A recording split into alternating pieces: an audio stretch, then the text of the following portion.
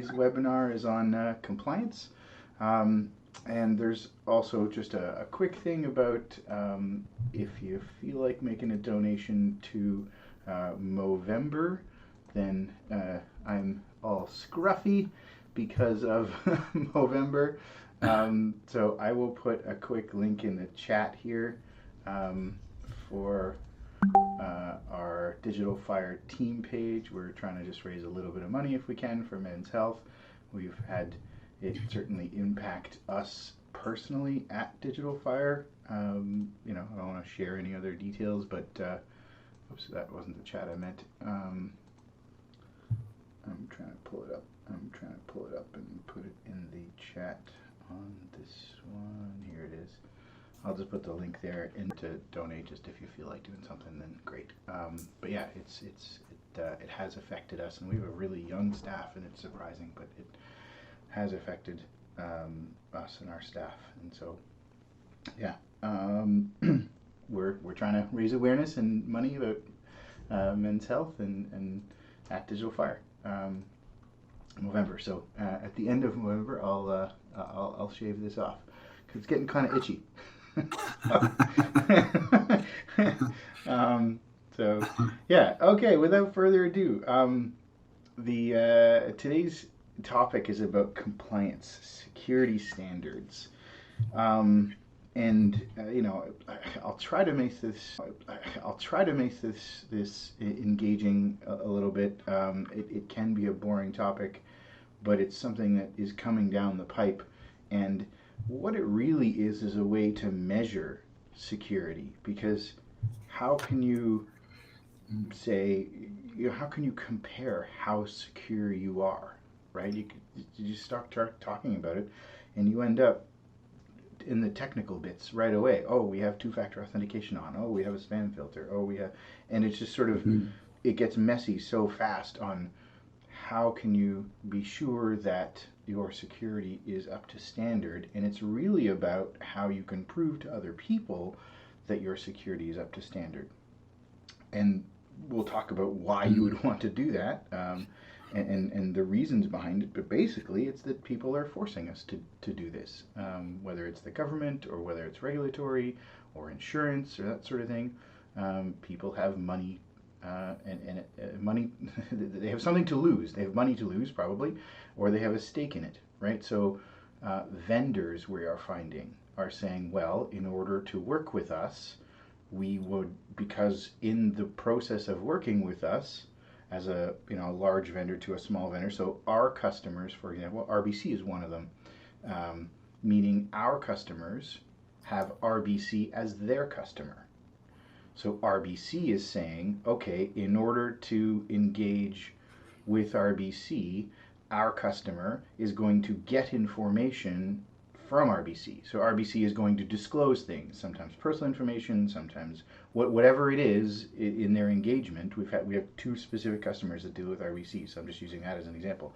And they're in completely different fields, and they deal with completely different departments, but RBC is auditing their vendors and saying, well, in the course of doing business with RBC, RBC is going to disclose information to this vendor for the purposes of doing business. So RBC wants to be sure that that vendor, who is our customer, is secure. So how do you be sure that the person is doing whatever they need to do to be secure? You have to have some kind of standard, like a checklist or something, right, to prove that you are secure in order to continue doing business with RBC. So, and RBC is not unique.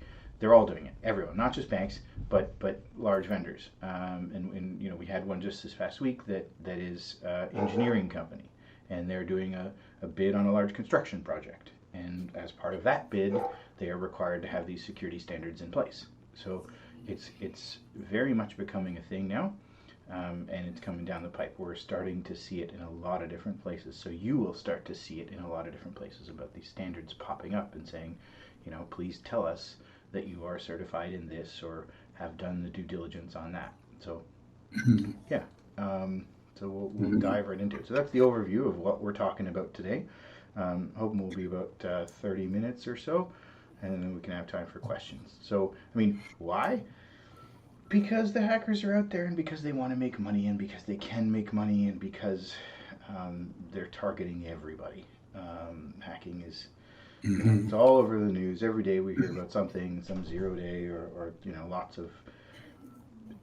It's out there. It's on the rise. It's not going away. And you will be hacked if you haven't already. So 40%, just under 40% of Canadian businesses every year get hacked. And that's a stat that is consistent now. So we hear about the big giant ones that make the news, but there are tons of small ones every day. And we'll talk about a little bit, but it's oh, I'm not a target, I'm too small, I don't have anything they need. They're actually not targeting anybody specifically. If you are being targeted, there's nothing you can do anyways. Honestly, you're screwed. If some actual hackers that are an organization or maybe government backed or something like that actually gets your name and your business name or my name and there is nothing we can do. They will get it because they have resources that we don't have.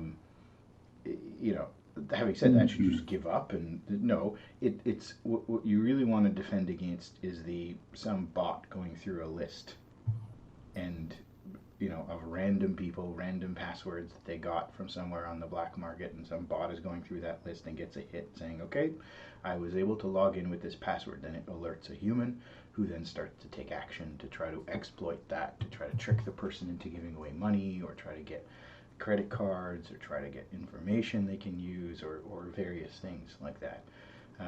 And so because it's some bot going through a list, it's not doing any kind of evaluation on who you are or what information everyone has information that is potentially worth blackmailing or worth that they could exploit in some way, right? There's nobody that doesn't. Some have more information than others. If you have credit cards, if you have health information, if you have then yeah, your risk is higher. But there's not a single person that doesn't have anything of value on their computer.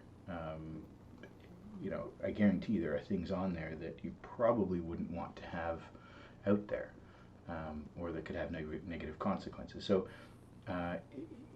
you're not actually being targeted. You're just on a random list. So the argument that, well, I'm too small and they'll never go after me, it's just random. So so you will be hacked at some point. So the question is, how bad is it going to be? How prepared are you? What's it going to be like? Are you ready for it? That sort of thing. What protections do you have in place? Will you even know? The average dwell time is 80 days. So dwell time is the hacker gets in and they are watching and recording and looking at what's going on, and then 80 days later they make their first move. So by the time you could potentially even suspect anything, you've already been in there for nearly 3 months. They already know everything they can know about you from that, right? If somebody watched your email for 3 months, how much could they learn from it? Quite a bit, right? Like, there's quite a bit that they could learn about your patterns, about when you send emails, about what you send, about whether you do, are you doing one-liners? Are you misspelling things? Do you write in large paragraphs? Do you write in short sentences? That sort of thing, right? So they can use that to email other people, i.e. your staff, and tell them to do things. We literally had one yesterday where an employee received something from a Gmail account that was from their boss. Of course, it wasn't from their boss, but it was from a Gmail account, right? So this is not, it's not a hack or it's not a breach in that it wasn't, they didn't get into the email account and send as the boss. It was from a random Gmail account. It just said, please go out and buy $2,000 of gift cards. And the person walked into the boss's office and wanted reimbursement for the $2,000 of gift cards that they had sent, scratched the back and sent the pictures of, and when I say it like that, you say, oh, how could the person be so stupid and that sort of thing. But these people are professionals. They do this all day long, and they're good at it, right? That person is not stupid for falling for it. This stuff occurs all the time. So, and it's very, very common now, right? Leslie, how do they get your how do they get your database? They take that right out of your computer? Because I actually had that happen to me where people called me up and said, "Hey, did you ask me to go get you gift cards?" I said no, and it came from a like there was obviously a misspelling in the email. Yeah, so, I mean, in this particular case, it was just a Gmail account, right? And it said it was the person, right? So the email came in and it said it was their boss. It wasn't. It just because you could say who the email is from, and it's a text box, right? I mean, I could send an email to you, and it's from Santa Claus, right? Or it's from, Bill Gates, right? And it's just a text box that I fill out, right? So if you watch what's going on, right? An email is public. Email is like a postcard. So anything you put in an email, so be careful of that. A credit card, that kind of information. It's entirely public. It can be read anywhere on the internet, right? It is not private between you and the other side. Now, there are some exceptions to that, SSL and some, it gets complicated, but you should assume that every single email you send is a postcard. So what would you put your mortgage documents attached to a postcard? Would you put a credit card number there? Would you put a password there? You know, what would you put on a postcard? Not an envelope, a letter in the mail, a postcard. Right? I'm purposely using that word postcard as opposed to envelope. It is open for people to read on the way to its destination. So, yeah. um, Easier said than done because the hackers just need one tiny little way to get in, and we have to protect everything, right? So there's a whole lot of things, windows, doors, email, servers, cloud, logins, all sorts of things to protect. And it's not a bolt-on. I wish it was a bolt-on. If it were only easy enough to just can I just put in some kind of security system? This is a crude security system for preventing someone from stealing your vehicle. It's a joke. But you know, I wish there was something that you could just buy and stick on there, and then you could prevent hacking. But unfortunately, that doesn't exist yet. It might in the future. Maybe something will be invented that's a be-all, end-all solution that's wonderful. Um, there's a million different solutions for a million different problems right now. And there's a lot of stuff with security, and it's almost endless. So it's a question of how much are you going to spend. We talked about this a little bit, where you're not a target. You don't have anything of value. Hackers won't come after you. Yeah, but they're not actually coming after you. They're just going through a random list. So it's just a luck of the draw. And so the other argument I get is, yeah, if I get hacked, it doesn't really matter. I'll just restore from backup. It's not that big of a deal. So the first thing I would say to that is they often target backups. Right? So these people, again, they do this for a living, so they're smart. So they will go after your backup and delete the backup in whatever way they can, if it's possible to delete the backup. So that's a thing that needs to be looked at, is make sure the backup is separate and not, accessible. Can I run a command from your computer that accesses the backup? I should have to run some special program and put in a password and that sort of thing in order to restore. And it should not be sort of a drive that's connected to your computer, because if it is, it's useless, and they'll immediately delete it. So how much should you spend on cybersecurity? Because you can literally do a blank check. 0.3 to 0.5% of revenue is what you should be looking at for cybersecurity these days, and that cost is going up. It is not going down. So you can start with an audit and get cyber insurance. Steve Chittick is on the call today. He's in business insurance, and specifically in cybersecurity insurance. So thank you, Steve, for joining the call. And so insurance is definitely something to add, and you should have that. Go talk to your insurance broker. If you don't have one, then you can email me, and I can connect you with Steve. Security is complicated. There's a lot of stuff to cover.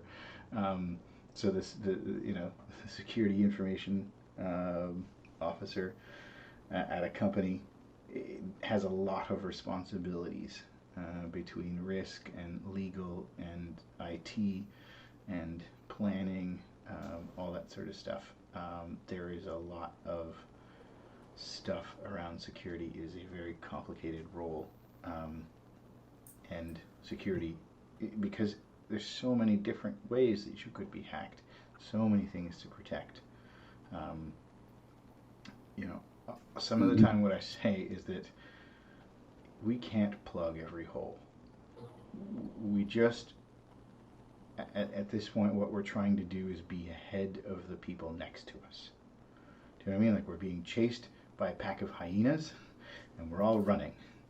What you don't want to be is the last sickly deer at the back of, I don't know, do hyenas eat deer? I'm sorry, bad analogy, but we're a pack of animals being chased by a bunch of hyenas, and the weakest, slowest, most sickly one at the back is the one that's going to get hacked, right? So you have to do enough on security to be middle of the pack. Do you have to be the front of the pack? Maybe if your business and your industry requires it, then you should be at the front of the pack. But you should be doing enough that you're middle of the pack, and that standard is always changing and always getting higher and higher. So you should be doing enough that you're in middle. So what is enough, right? I mean, roughly 0.3, 0.5% of your revenue should be spent on security. And if it's not, then you're probably not middle of the pack, and you're probably not doing enough.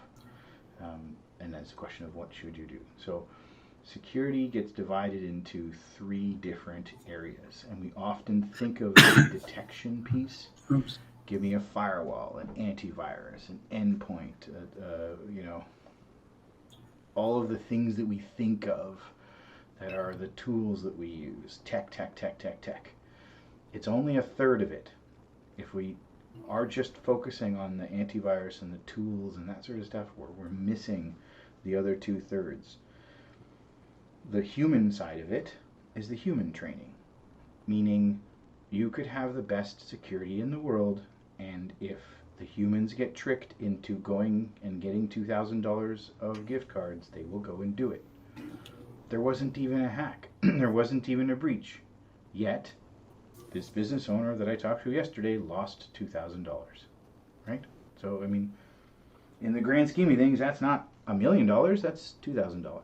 But $2,000 is not nothing. I mean, it means something to me, right? It's maybe not the end of the world, but the human side of things is people being tricked into giving away information, thinking that, right? So the human training, and there's a bunch of things we can do there: security awareness training, fake phishing emails. There's courses that we have in our portal that people can take. So there's a lot of things you can do around the human training, but you can do this in your next staff meeting. Just mention it. Just have it on the radar. Just say to people, look, there's a lot of hacking emails going on. Be careful, right?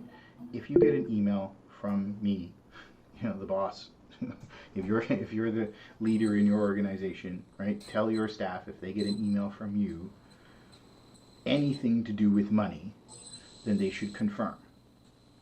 And don't confirm using the same medium, right? So yesterday with this $2,000 gift card, there was 4 or 5 emails back and forth with instructions and specifics, and they need it now, and where to email it, and the pictures. There was 4 or 5 emails back and forth, right? So that person did confirm, except they confirmed with the hacker, right? So if your boss emails you, call them or text them, right? Whoops, sorry. Yeah, so do it in a different way is what I'm saying, right? So if they call you, then text them or something, right? Or email them. So there's different. Sorry, question. Leslie, I have a question. Yeah, please. Yeah, how effective are antivirus? I personally don't use them. I prefer, if you go back to the graphic, to the previous graphic, I guess the human factor and also the controls are very effective, and some of the detection measures. But I don't know. I don't know how effective are antivirus. Can you please elaborate? Yeah, antivirus has become table stakes now. Windows has Windows Defender built in, and if you're just talking about antivirus, Windows has it built in already. So antivirus is kind of gone the way of the dodo bird now because it's built into Windows. Really, you need advanced endpoint detection and response, which is the EDR. Sorry, IT is full of acronyms. Right? EDR, MDR, SOC. So they are more advanced versions. So antivirus is a relatively simple, it is complicated, but the concept is there's a list of bad things, scan your computer, the thing that's running is on the list of bad things, and therefore we should stop it from running. That's essentially the concept of antivirus. So the insurance applications that I'm seeing, where they used to be, your errors and omissions renewal was a half page or a page, and now they're 9 pages long with 6 pages on IT. All the questions, and do you have multi-factor authentication, and do you have endpoint detection and response in place, and do you have a SOC, and do you, all that sort of stuff. And it's funny that in less than a year, the questions have appeared, but not only have they appeared, they are assumptive, meaning they often don't say, do you perform a vulnerability scan? They often will say, please include a copy of your last vulnerability scan. And you're going, what? I didn't know I had to do a vulnerability scan. What is the vulnerability scan? Right? It's sort of, the questions have gone from not even being present to, I'm assuming you're doing this, just show me proof. Right? And then you're scrambling to have to start doing it, basically, to show that you are there. Because they're assuming that, well, of course you're doing this, right? And there's a cost to all of it, right? Like a vulnerability scan is not free. So there's a cost to doing that. And so just sort of assuming that, and that's one thing of the 250 different controls there are, right? So back to this slide, the human piece of it, and I hope I answered the antivirus question, is that antivirus is sort of table stakes and it's there, but everybody's expecting a lot more tools now. Endpoint detection and response uses AI. So it's for, one example of it is, sorry, I keep clicking by accident. One example of it is that your computer on, a Thursday afternoon at 12:30 generally looks like this. In the last 10 minutes, your computer has gone on a completely different path, meaning your network bandwidth has gone through the roof. It's touching, there's this process that is touching every file. If this process is brand new, I've never seen it before, it's not on a bad list, so it's getting around the antivirus because it's novel, right? Because the hackers make it so that it's new every time. So it's not on an antivirus list, but the pattern of this program does not look like Word or Excel or Outlook or Chrome, right? Because Chrome doesn't go and touch every file and use a ton of network bandwidth from all of a sudden. And so your computer's profile looks a little bit different. And so I don't know what this is, but I'm going to flag it and shut it down and then let you know, or throw a warning or something. That's the endpoint detection and response. And so there's, that's one example of many, and there's a bunch of different technical ways to do it, but that's one of the things they're asking for. So, okay, controls, let's talk about it. So controls is setting up your organization ahead of time. So detection is real-time stuff.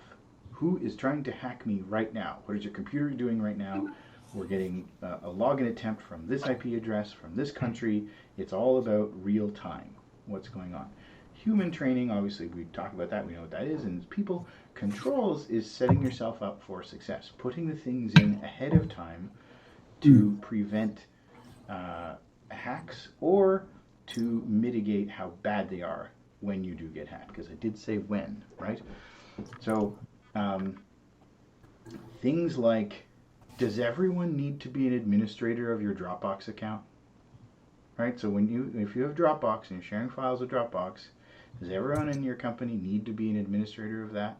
Does everyone need permission to all of the files in Dropbox so that if a hacker got into one person, right, it's least privilege.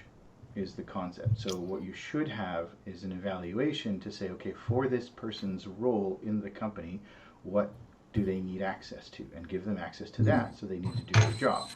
If they don't need access to the HR folder or the accounting folder or whatever other folder in order to do their work, then don't give them access to that, right? So that when there is a hack, when, not if, when, that the hacker is limited in scope to just that person's account and what they have access to, right?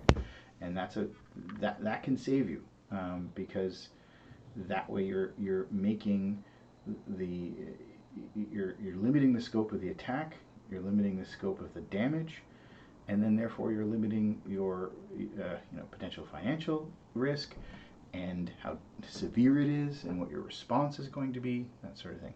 So there's a lot of this with two-factor authentication and putting in a firewall and not being an administrator on everybody not being a local administrator, so they can't install things on their own. And there's a lot of parts to the control, but it's essentially setting yourself up ahead of time for success.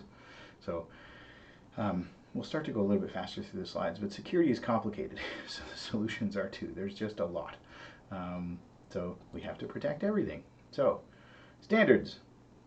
Do you remember when there was like RIM, and then so there was Blackberries, there was Microsoft phones, there was Apple phones, there was Google phones, there were Nokia phones, there were Samsung had their own thing, and there was all, like there was 18 different kinds of, this was, many, many years ago. Now we got Apple and Google, and those are the two that have survived. But it currently is the wild, wild west for security standards. All of these are really big deals for security standards, and they all think that they are the bee's knees for security standards, right? And they all think that they are the best in the world and global, and they're all backed by various government, GDPR is the EU, PCI is the credit card industry.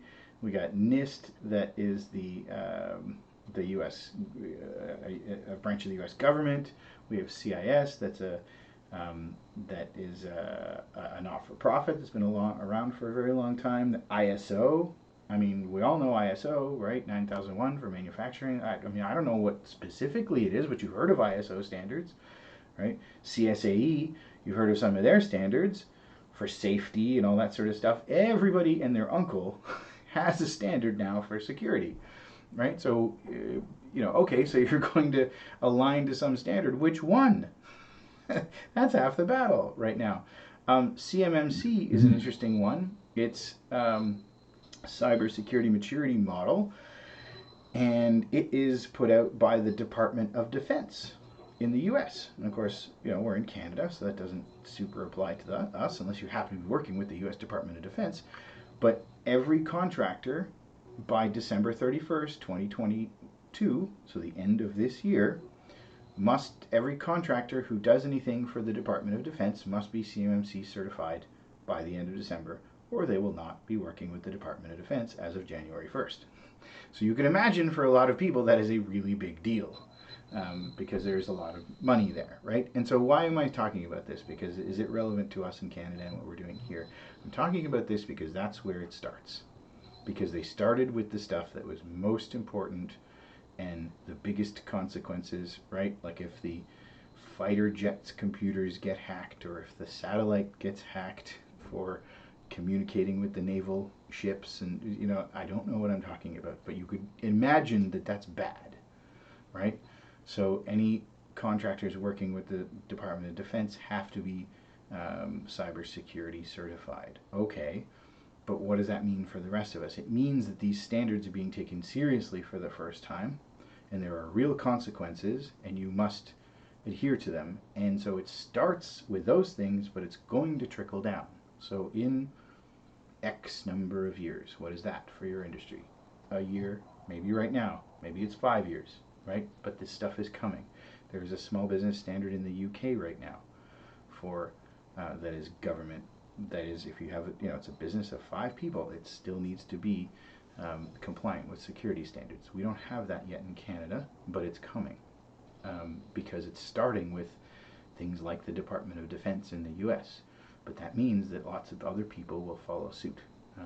So, and then maybe all of these security standards will be around, like, but maybe they'll go like Microsoft doesn't have an operating system for mobile phones anymore, and BlackBerry doesn't have an operating system for mobile phones anymore, because they got, they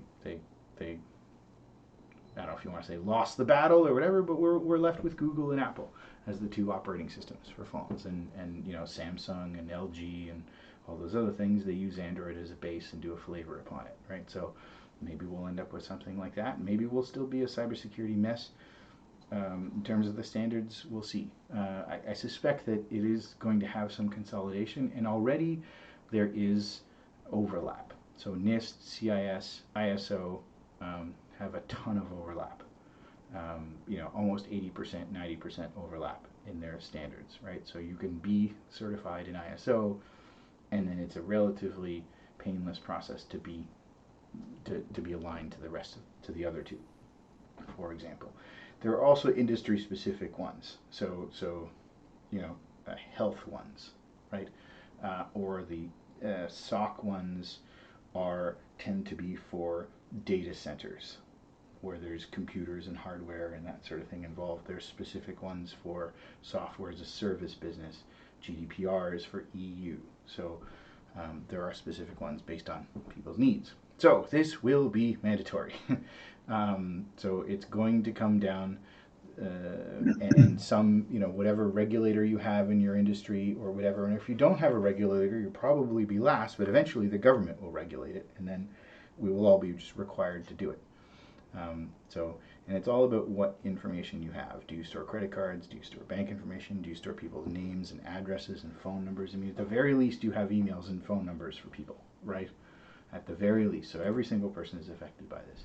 So regulators, insurance companies, and vendors. Those are the key drivers. Those are the people that are going to. So regulators meaning your association, your licensing board, the Law Society, the Chiropractors Association, the CMA, the medical, the legal, all that sort of stuff, right? I mean, financial has the SEC in the States, and there's IROC, and there's the Mutual Fund Dealers Association, and all of those people are all talking and thinking about this, and eventually, and they'll usually start to be nice and say, please, please, please.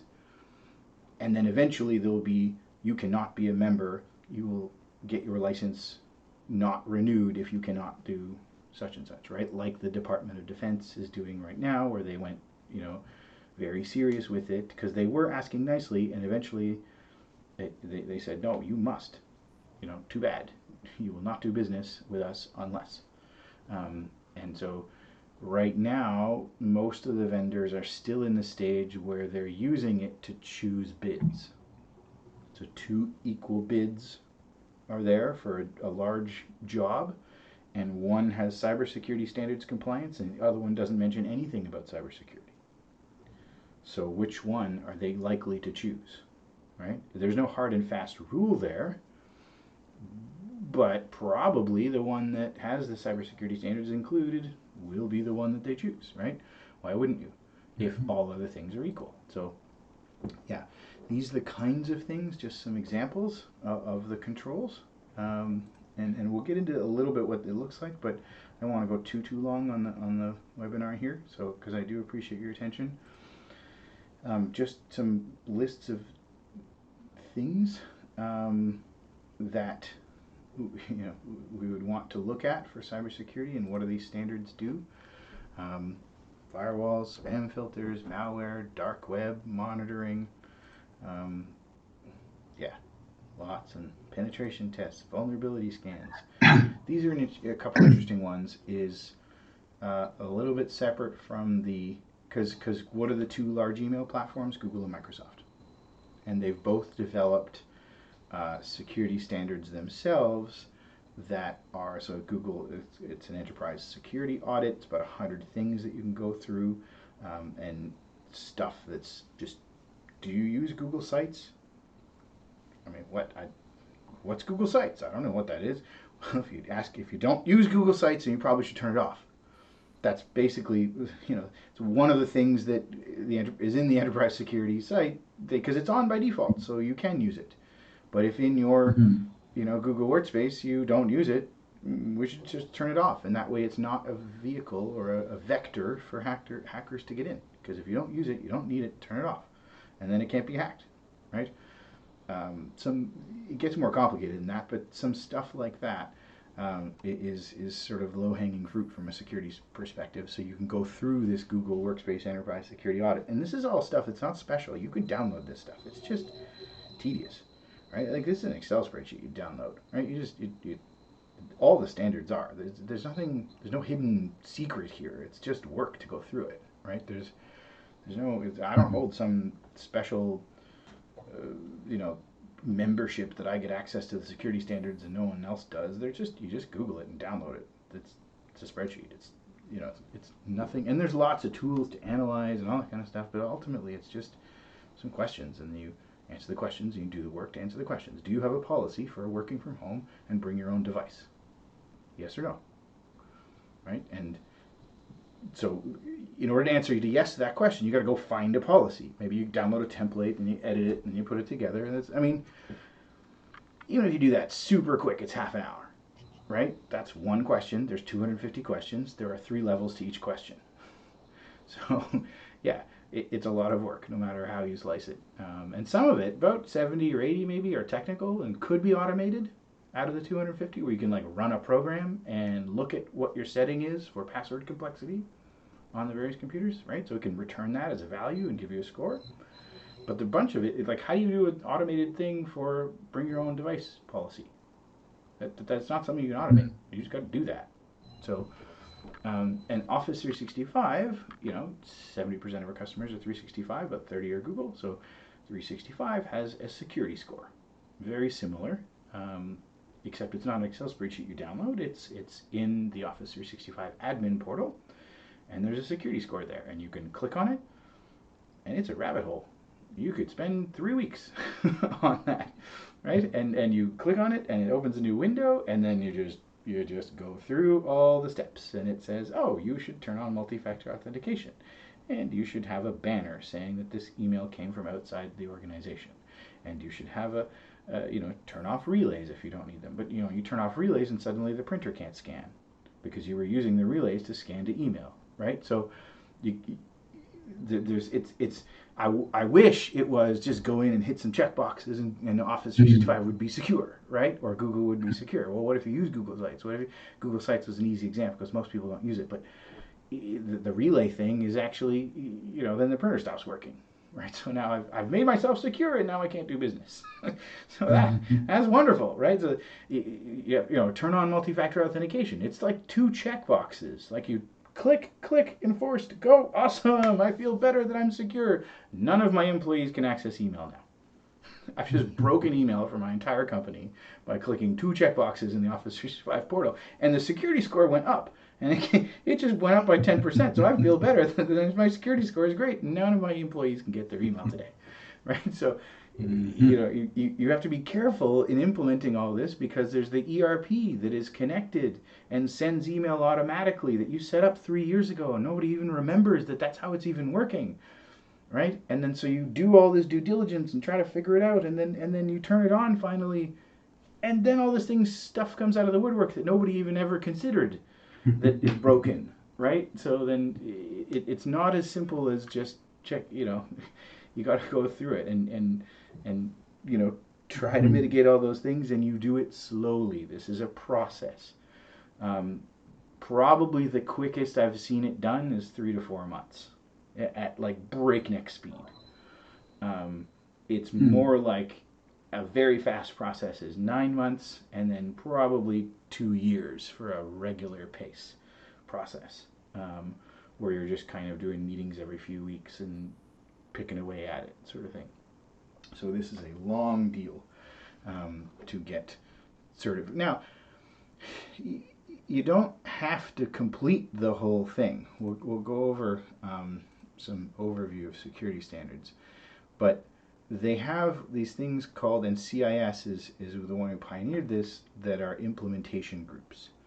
right? Because there's 250 questions. There's 3 parts to each question. The 3 parts are, is it on?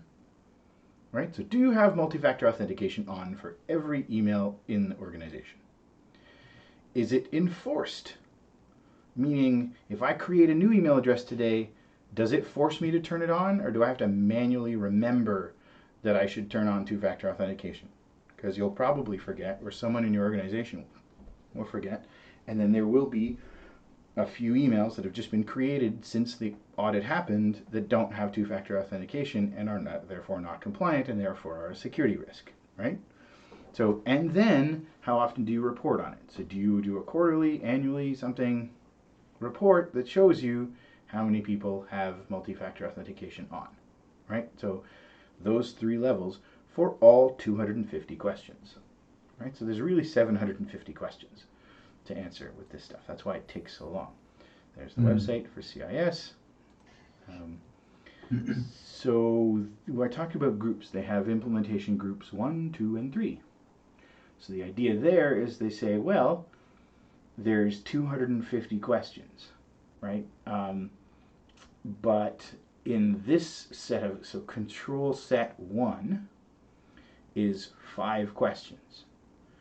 And implementation group 1 is set, well, look, I don't have time to do 250 questions. Just give me the basics. Where do I start? Right? So implementation group 1 is the 2 most important questions out of control group 1, and the 3 most important questions out of control group 2, and the 6 most important questions out of control. So control group 3 has 14 questions. So most people start with something like this, where you say, okay, let's get on the fairway with this, and if I've only got limited time, limited resources, what are the most important things I should do first? Right, so that's what implementation group 1 is, and it maps. So this is the CIS standard. We talked about there being lots of standards. They map to CIS and to ISO and to all the other ones. So you can do implementation group 1, or you can do the NIST ones that are the equivalent of implementation group 1. If your regulatory body requires you to be NIST compliant instead of CIS compliant, sometimes you get to choose, right? But the idea is that implementation group 1 is, and even that, it's 2 plus 3 plus 6 plus 7 plus 4 plus 5 plus, it's about 60 questions out of the 250, maybe 80 or so, off the top of my head, I'm not sure. But for example, control group 18, penetration testing, you don't have to do that one if you're just doing implementation group 1. You can skip that part, right? And application software security, 0 out of 14 questions. Network monitoring, 0 out of 11 questions. You can skip those sections because you're only doing implementation group 1 and getting on the fairway with it. So it's a nice practical. I find CIS is very practical. It isn't associated with the government. They are not for profit. They've been doing it for many years. It's run by lots of smart people, and it is very practical. And CIS is also very black and white. So the CIS answers are yes or no. That's it. There's no room for gray areas. You do not write anything. There is no, the report is a bunch of yes or no answers, and you get a score based on yes or no, true or false. So if you have 100 emails in your organization and one of them doesn't have multi-factor authentication on it, your answer is no to that question. Right? You've done 99 out of 100 emails. You've done a lot of work to get there, and you're way more secure than if you had nothing on multi-factor authentication. But as far as CIS is concerned, the answer is no to that question, and you get a score of 0. Unless it's 100%, the answer is no. So it's very, very black and white, and maybe draconian. But as a result, everyone's clear on what the standard is and what your score is for that standard, right? The NIST standard is a little bit more forgiving, and the Canadian organizations tend to gravitate more towards NIST, N-I-S-T, sorry, not a bird's nest. So NIST is paragraph answers. So you can make a paragraph sound really good if you only have 3 out of 100 emails set up for multi-factor authentication, right? You could be a wordsmith and make that sound amazing. Right? And you can read the NIST report and feel pretty good about it, but you'll still only have 3 out of 100 set up for multi-factor authentication. So, yeah, it, again, there's kind of a mess of security standards right now. It's getting there. It's evolving, right? I don't want to criticize, but that's the state we're in. That's how this stuff evolves over time. And I think there will be some consolidation in the security standards. The two leading ones are NIST and CIS, and then there's a whole section on ISO because there's companies that are in that track already for ISO for everything else they're doing. So it makes sense for them to stay in the ISO track. So there's the NIST website, government. This is the NIST framework. So the questions are, so it's a cycle. They are divided into these sections, meaning there are, the first section is this blue one, identify. So the questions are around identifying your risk and identifying what is there right now. Then you move into protection, meaning do you have things in place to protect you? So identify would be something like inventory. Is do you know what computers you have? Right? Do you have a list somewhere of who's using what software? Right? Protection is things like antivirus and endpoint detection, and two-factor authentication, that kind of thing. Detection is the endpoint, and the antivirus response is do you have a plan for when you get hacked? Who are you going to call? Sorry, Ghostbusters.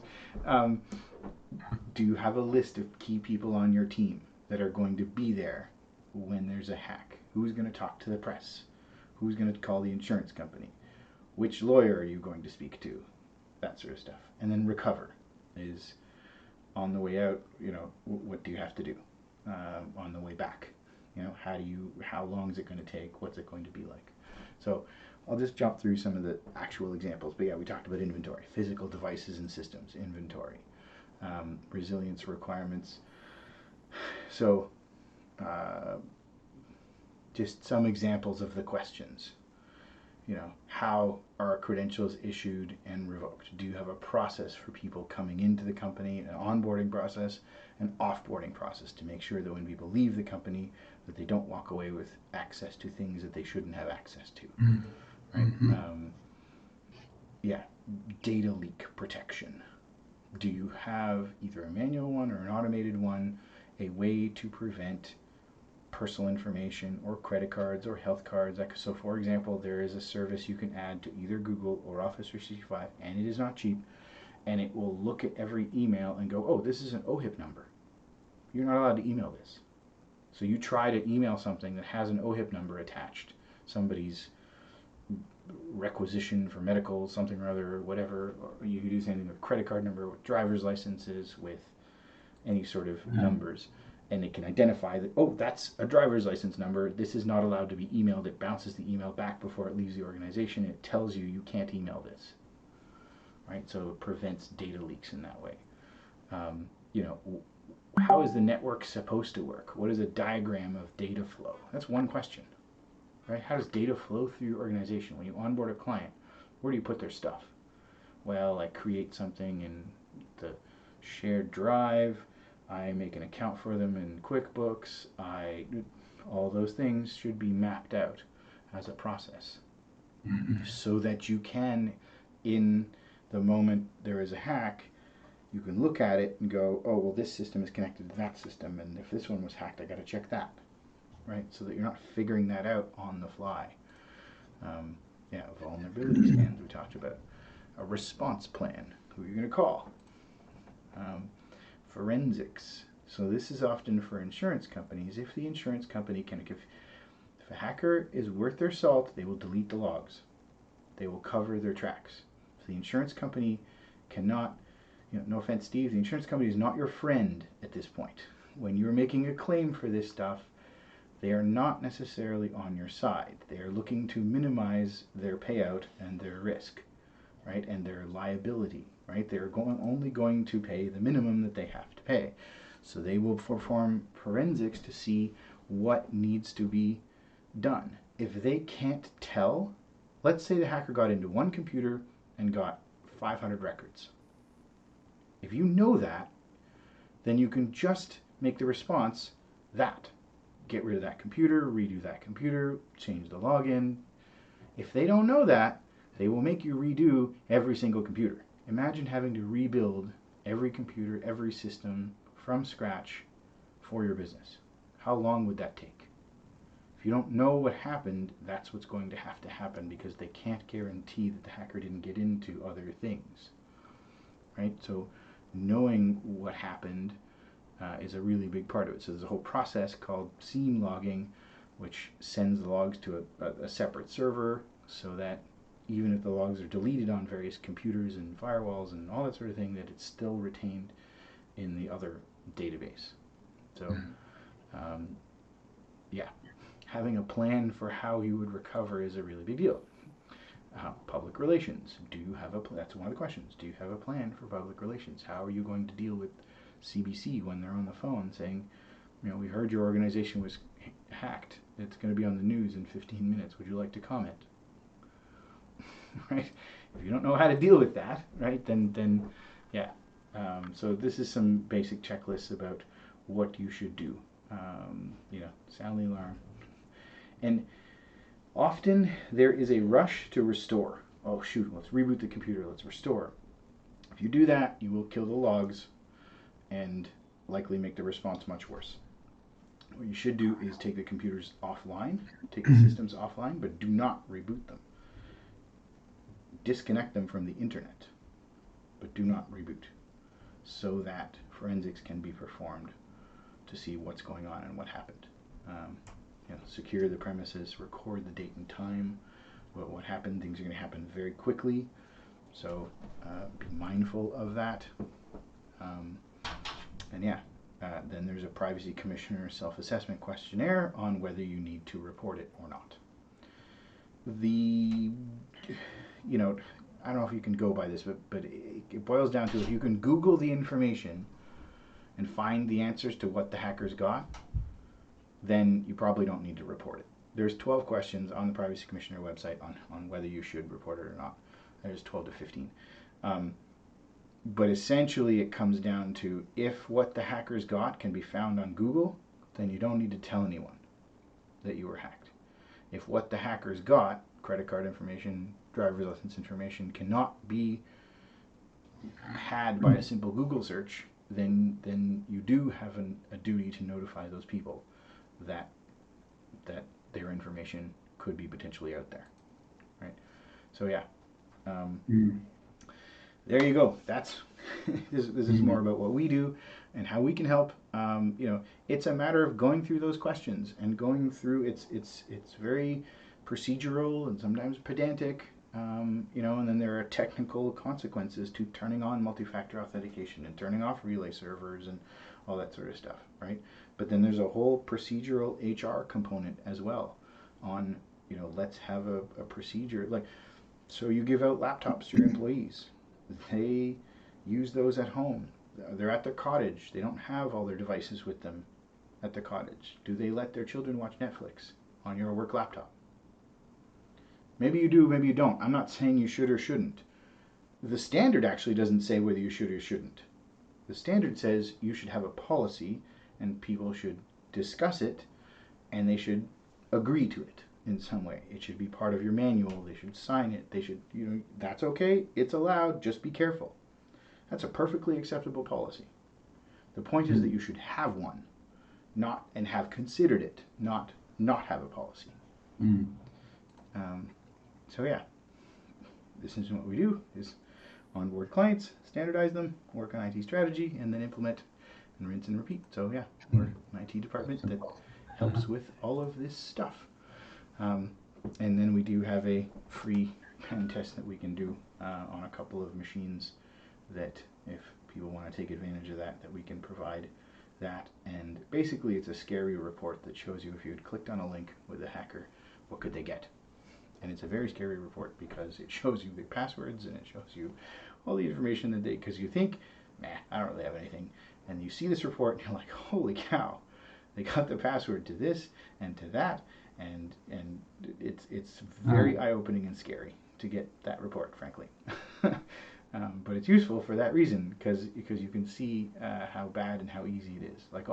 When you click on the link, there's really nothing to it. You just clicked on a random link on a random email, and you don't notice that your computer is slower or doing anything in the background, and the hacker is collecting all this information, and then you get a report at the end that shows you what they could have got, and you're like, wow, I didn't even notice, I didn't even know that was running, and that's the information they got. All right, so yeah.